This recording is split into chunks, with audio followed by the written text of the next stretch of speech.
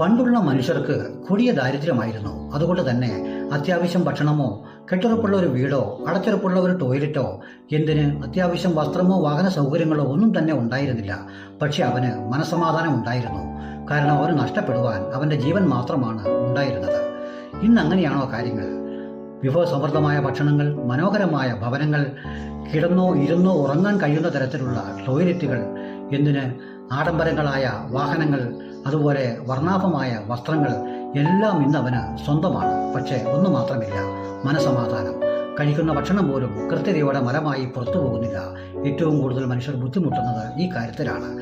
കാരണം അവന് തിരക്കാണ് എല്ലാത്തിനും. അതിനാൽ നാരുള്ള ഭക്ഷണം ചവച്ചരച്ച് കഴിക്കാൻ അവന് സമയമില്ല. അതിനാൽ പരിശോധനയില്ല. അതുപോലെ എല്ലാം വാരിപ്പിടിച്ചും കെട്ടിപ്പിടിച്ചും ഉണ്ടാക്കിയത് ഇട്ടെറിഞ്ഞിട്ട് പോകാനുള്ള മനസമാധാന കുറവ് വേറെയും. ഇതാണ് ഇന്നത്തെ മനുഷ്യൻ അനുഭവിക്കുന്ന ഏറ്റവും വലിയ വിഷയം.